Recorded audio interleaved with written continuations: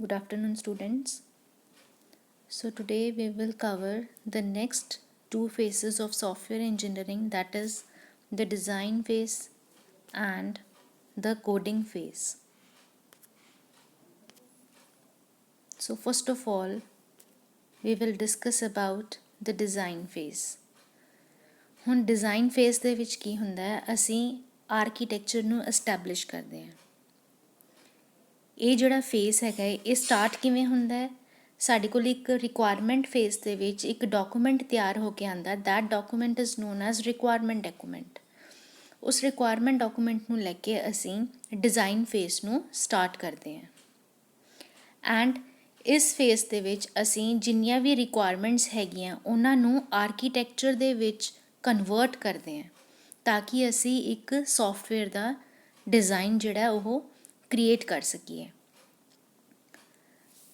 ਇਹਦੇ ਵਿੱਚ ਅਸੀਂ ਕੀ ਡਿਫਾਈਨ ਕਰਦੇ ਹਾਂ, ਕੰਪੋਨੈਂਟਸ, ਉਹਨਾਂ ਦੇ ਇੰਟਰਫੇਸਿਸ ਅਤੇ ਉਹਨਾਂ ਦਾ ਬਿਹੇਵੀਅਰ।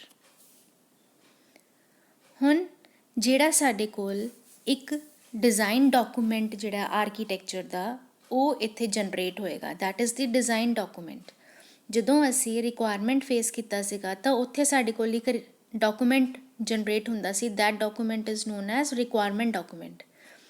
ਸੇਮ ਉਸੇ ਤਰੀਕੇ ਨਾਲ ਡਿਜ਼ਾਈਨ ਫੇਸ ਦੇ ਵਿੱਚ ਜਿਹੜਾ ਸਾਡੇ ਕੋਲ ਡਾਕੂਮੈਂਟ ਜਨਰੇਟ ਹੁੰਦਾ, that document is known as design document.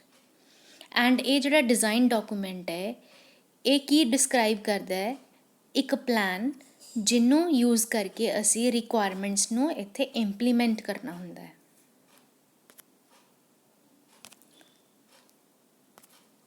So next ਇਹਨਾਂ ਨੇ ਡੈਫੀਨੇਸ਼ਨ ਦਿੱਤੀ ਹੋਈ ਹੈ software design the, that is ਇੱਕ ਐਕਟੀਵਿਟੀ ਹੈ ਜਿਹਦੇ ਵਿੱਚ ਅਸੀਂ ਸੌਫਟਵੇਅਰ ਰਿਕੁਆਇਰਮੈਂਟਸ ਨੂੰ ਐਨਾਲਾਈਜ਼ ਕਰਨਾ ਹੁੰਦਾ ਤਾਂ ਕਿ ਅਸੀਂ ਇੱਕ ਉਹਦਾ ਇੰਟਰਨਲ ਸਟਰਕਚਰ ਜਿਹੜਾ ਉਹਦੀ ਡਿਸਕ੍ਰਿਪਸ਼ਨ ਪ੍ਰੋਡਿਊਸ ਕਰ ਸਕੀਏ ਅਤੇ ਆਰਗੇਨਾਈਜੇਸ਼ਨ ਦਾ ਜਿਹੜੀ ਡਿਸਕ੍ਰਿਪਸ਼ਨ ਹੈ ਉਹ ਪ੍ਰੋਡਿਊਸ ਕਰ ਸਕੀਏ ਸਿਸਟਮ ਦੇ ਲਈ। ਐਂਡ ਇਹ ਇੱਕ ਸਾਨੂੰ ਐਜ਼ ਅ ਸਾਡੇ ਲਈ ਬੇਸ ਕੰਮ ਕਰਦਾ ਹੈ ਤਾਂ ਕਿ ਅਸੀਂ ਅੱਗੇ ਇਹਦੀ ਕੰਸਟਰਕਸ਼ਨ ਜਿਹੜੀ ਹੈ ਦੈਟ ਇਜ਼ ਡਿਜ਼ਾਈਨਿੰਗ ਜਿਹੜੀ ਹੈ ਉਹ ਪ੍ਰੋਡਿਊਸ ਕਰ ਸਕੀਏ। ਐਂਡ ਇਹ ਜਿਹੜਾ ਫੇਸ ਹੈਗਾ ਹੈ, ਦਿਸ ਫੇਸ ਰੀਪ੍ਰਜੈਂਟਸ ਦਾ ਹਾਓ ਫੇਸ। ਹੁਣ ਇਹਦੇ ਵਿੱਚ ਹਾਓ ਫੇਸ ਦੀ ਗੱਲ ਕੀਤੀ ਹੈ, ਇਟ ਮੀਨਸ ਇਹਦੇ ਵਿੱਚ ਡਿਟੇਲਸ ਇਨਕਲੂਡ ਹੋਣਗੀਆਂ। ਹੁਣ ਡਿਟੇਲਸ ਜਿਹੜੀਆਂ ਉਹ ਕਿਹੜੀ ਕੰਪਿਊਟਰ ਪ੍ਰੋਗਰਾਮਿੰਗ ਲੈਂਗੁਏਜ ਯੂਜ਼ ਕਰਨੀ ਹੈ ਉਹਦੇ ਬਾਰੇ ਹੋ ਸਕਦੀ ਹੈ, ਐਨਵਾਇਰਮੈਂਟ ਕਿਹੜਾ ਯੂਜ਼ ਕਰਨਾ, machines, packages, application architecture, distributed architecture layering, memory size ਕਿੰਨਾ ਚਾਹੀਦਾ, ਪਲੈਟਫਾਰਮ ਕਿਹੜਾ ਯੂਜ਼ ਕਰਨਾ, ਐਲਗੋਰਿਦਮਸ, ਡੇਟਾ ਸਟਰਕਚਰਸ ਕਿਹੜੇ ਯੂਜ਼ ਕਰਨੇ, ਇੰਟਰਫੇਸਿਸ ਕਿਹੜੇ ਕ੍ਰੀਏਟ ਕਰਨੇ, ਉਹ ਸਾਰਾ ਇਹਦੇ ਵਿੱਚ ਡਿਟੇਲਸ ਜਿਹੜੀਆਂ ਉਹ ਇਹਦੇ ਵਿੱਚ ਇਨਕਲੂਡ ਹੋਣਗੀਆਂ। ਐਂਡ ਇਹਦੇ ਵਿੱਚ ਜਿਹੜੀ ਆਰਕੀਟੈਕਚਰਲ ਟੀਮ ਹੈਗੀ ਹੈ, ਮੀਨਸ ਜਿਹਨੇ ਡਿਜ਼ਾਈਨ ਕਰਨਾ ਹੈ, ਉਹ ਕੀ ਕਰੇਗਾ, ਜਿਹੜਾ ਆਲਰੇਡੀ ਸਾਡੇ ਕੋਲ ਇੱਕ ਰਿਕੁਆਇਰਮੈਂਟ ਡਾਕੂਮੈਂਟ ਹੈਗਾ ਉਹਨੂੰ ਐਕਸਪੈਂਡ ਕਰੇਗਾ ਤਾਂ ਕਿ ਸਾਡੇ ਕੋਲ ਇੱਕ ਡਿਜ਼ਾਈਨ ਜਿਹੜਾ ਉਹ ਕ੍ਰੀਏਟ ਹੋ ਸਕੇ।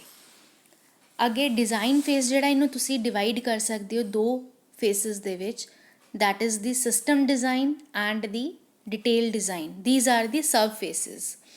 ਸਿਸਟਮ ਡਿਜ਼ਾਈਨ ਦੇ ਵਿੱਚ ਕੀ ਹੁੰਦਾ ਹੈ, ਸਿਸਟਮ ਡਿਜ਼ਾਈਨ ਨੂੰ ਅਸੀਂ ਟੌਪ ਲੈਵਲ ਡਿਜ਼ਾਈਨ ਵੀ ਬੋਲਦੇ ਹਾਂ। ਐਂਡ ਇਹਦੇ ਵਿੱਚ ਮੇਨ ਏਮ ਕੀ ਹੁੰਦਾ ਹੈ ਕਿ ਅਸੀਂ ਇੱਥੇ ਮੋਡਿਊਲਸ ਨੂੰ ਆਇਡੈਂਟੀਫਾਈ ਕਰਨਾ ਹੈ ਕਿ ਕਿਹੜੇ ਮੋਡਿਊਲ ਸਾਨੂੰ ਇਸ ਸਿਸਟਮ ਦੇ ਲਈ ਚਾਹੀਦੇ ਹੈ ਐਂਡ ਉਹਨਾਂ ਦੀ ਸਪੈਸੀਫਿਕੇਸ਼ਨ ਕੀ ਹੈ। ਐਂਡ ਅਸੀਂ ਇਹਦੇ ਵਿੱਚ ਇਹ ਇੰਟਰੈਕਸ਼ਨਸ ਵੀ ਦੇਖਦੇ ਹਾਂ ਕਿ ਉਹ ਜਿਹੜੇ ਮੋਡਿਊਲਸ ਹੈਗੇ ਉਹ ਆਪਸ ਦੇ ਵਿੱਚ ਇੱਕ ਦੂਜੇ ਦੇ ਨਾਲ ਇੰਟਰੈਕਟ ਕਿਵੇਂ ਕਰਨਗੇ। This is the system design.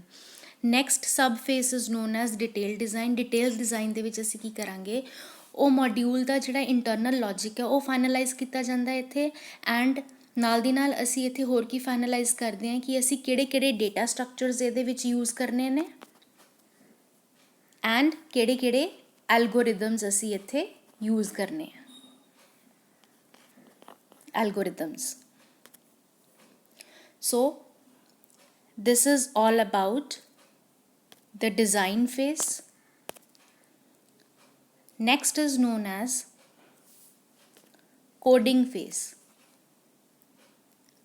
ਹੁਣ ਤੱਕ ਆਪਣੇ ਕੋਲ ਰਿਕੁਆਇਰਮੈਂਟ ਅਸੀਂ ਸਭ ਤੋਂ ਪਹਿਲਾਂ ਫਿਜ਼ੀਬਿਲਿਟੀ ਸਟੱਡੀ ਕੀਤੀ ਸੀਗੀ। ਫਿਜ਼ੀਬਿਲਿਟੀ ਸਟੱਡੀ ਦੇ ਵਿੱਚ ਅਸੀਂ ਕਸਟਮਰ ਦੇ ਨਾਲ ਇੰਟਰੈਕਸ਼ਨ ਕਰਦੇ ਹਾਂ ਐਂਡ ਅਸੀਂ ਇਹ ਦੇਖਦੇ ਹਾਂ ਕਿ ਸਿਸਟਮ ਦੀਆਂ ਕਿਹੜੀਆਂ ਰਿਕੁਆਇਰਮੈਂਟਸ ਹੈਗੀਆਂ। ਉਸ ਤੋਂ ਬਾਅਦ ਰਿਕੁਆਇਰਮੈਂਟ ਫੇਸ ਆ ਜਾਂਦਾ ਸਾਡੇ ਕੋਲ, ਰਿਕੁਆਇਰਮੈਂਟ ਐਨਾਲਿਸਿਸ ਦੇ ਵਿੱਚ ਅਸੀਂ ਕੀ ਕਰਦੇ ਹਾਂ, ਅਸੀਂ ਇੱਕ ਡਾਕੂਮੈਂਟ ਤਿਆਰ ਕਰਦੇ ਹਾਂ।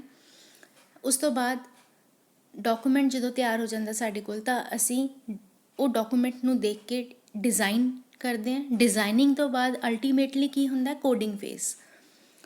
ਸੋ ਕੋਡਿੰਗ ਫੇਸ ਜਦੋਂ ਇੱਕ ਵਾਰੀ ਸਾਡੇ ਕੋਲ ਡਿਜ਼ਾਈਨ ਕੰਪਲੀਟ ਹੋ ਜਾਂਦਾ ਹੈ ਤਾਂ ਅਸੀਂ ਮੇਜਰ ਡਿਸੀਜ਼ਨ ਲੈ ਚੁੱਕੇ ਹੁੰਦੇ ਹਾਂ ਸਿਸਟਮ ਬਾਰੇ ਕਿ ਸਿਸਟਮ ਕਿਵੇਂ ਦਾ ਤਿਆਰ ਹੋਏਗਾ।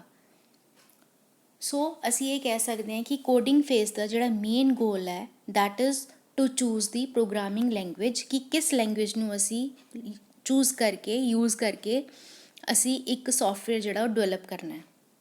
ਐਂਡ ਐਕਚੁਅਲ 'ਚ ਇਹਦੇ ਵਿੱਚ ਕੀ ਹੁੰਦਾ ਹੈ, ਜਿਹੜੀ ਡਿਜ਼ਾਈਨਿੰਗ ਹੈ ਉਹ ਐਕਚੁਅਲ 'ਚ ਕਨਵਰਟ ਹੋ ਜਾਂਦੀ ਹੈ, ਟਰਾਂਸਲੇਟ ਹੋ ਜਾਂਦੀ ਹੈ ਕੋਡਿੰਗ ਦੇ ਵਿੱਚ।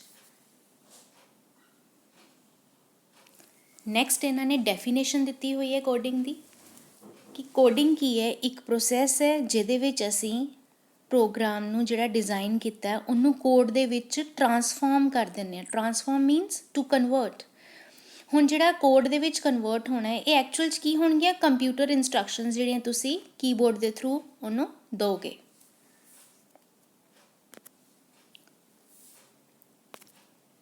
ਸੋ ਨੈਕਸਟ ਇਹਨਾਂ ਨੇ ਇਹ ਦੱਸਿਆ ਹੈ ਕਿ ਜਿਹੜਾ ਇਹ ਵਾਲਾ ਫੇਸ ਹੈਗਾ ਕੋਡਿੰਗ ਫੇਸ, ਇਹਦਾ ਇਫੈਕਟ ਜਿਹੜਾ ਹੈਗਾ, ਇੰਪੈਕਟ ਹੈ, ਉਹ ਅਗਲੇ 2 ਫੇਸਿਸ 'ਤੇ ਪਏਗਾ। ਜਿੰਨੀ ਅੱਛੀ ਤੁਹਾਡੀ ਕੋਡਿੰਗ ਫੇਸ ਹੋਏਗੀ, ਜਿੰਨਾ ਅੱਛਾ ਤੁਹਾਡਾ ਡਿਜ਼ਾਈਨ ਫੇਸ ਹੋਏਗਾ ਐਂਡ ਉਹਦੇ ਅਕੋਰਡਿੰਗਲੀ ਜਿੰਨੀ ਅੱਛੀ ਤੁਸੀਂ ਐਫੀਸ਼ੀਐਂਟ ਵੇ ਦੇ ਨਾਲ ਕੋਡਿੰਗ ਕਰੋਗੇ ਤਾਂ ਉਹਦਾ ਗ੍ਰੇਟ ਇੰਪੈਕਟ ਕਾਹਤੇ ਪਏਗਾ, next 2 phases known as testing and maintenance phase. ਅਗਰ ਤੁਹਾਡੀ ਕੋਡਿੰਗ ਬਹੁਤ ਅੱਛੀ ਹੋਏਗੀ ਤਾਂ ਤੁਹਾਡਾ ਜਿਹੜਾ ਟੈਸਟਿੰਗ ਅਤੇ ਮੇਨਟੇਨੈਂਸ 'ਤੇ ਐਫਰਟ ਲੱਗੇਗਾ ਉਹ ਬਹੁਤ ਰਿਡਿਊਸ ਹੋ ਜਾਏਗਾ, ਘੱਟ ਜਾਏਗਾ। ਐਂਡ ਕੋਡ ਕਦੀ ਵੀ ਅਸੀਂ ਇੱਥੇ ਕੰਪਲੈਕਸ ਨਹੀਂ ਲਿਖਾਂਗੇ, ਹਮੇਸ਼ਾ ਉਹ ਸਿੰਪਲ ਹੋਣਾ ਚਾਹੀਦਾ ਤਾਂ ਕਿ ਉਹਨੂੰ ਈਜ਼ੀਲੀ ਅੰਡਰਸਟੈਂਡ ਕੀਤਾ ਜਾ ਸਕੇ। ਐਂਡ ਹਰ ਇੱਕ ਜਿਹੜੀ ਕੋਡਿੰਗ ਹੈਗੀ ਉਹਨੂੰ ਤੁਸੀਂ ਉਸ ਕੋਡਿੰਗ ਦੀ ਡਾਕੂਮੈਂਟੇਸ਼ਨ ਕਰੋ। ਸੋ ਅਸੀਂ ਇਹ ਕਹਿ ਸਕਦੇ ਹਾਂ ਕਿ ਅਗਰ ਸਾਡਾ ਜਿਹੜਾ ਕੋਡਿੰਗ ਜੋ ਅਸੀਂ ਕੀਤੀ ਹੈ, ਅਗਰ ਉਹਨੂੰ ਪ੍ਰੋਪਰਲੀ ਡਾਕੂਮੈਂਟ ਕੀਤਾ ਹੈ ਤਾਂ ਇਹਦੇ ਨਾਲ ਤੁਸੀਂ ਉਹਨੂੰ ਈਜ਼ੀਲੀ ਟੈਸਟਿੰਗ ਵੀ ਕਰ ਸਕਦੇ ਹੋ ਅਤੇ ਉਹਦੀ ਮੇਨਟੇਨੇਬਿਲਿਟੀ ਜਿਹੜੀ ਹੈ ਉਹ ਵੀ ਕਰ ਸਕਦੇ ਹੋ, ਉਹਦਾ ਮੇਨਟੇਨੈਂਸ ਵੀ ਈਜ਼ੀਲੀ ਕਰ ਸਕਦੇ ਹੋ। So this is all about coding phase and the design phase. Thank you.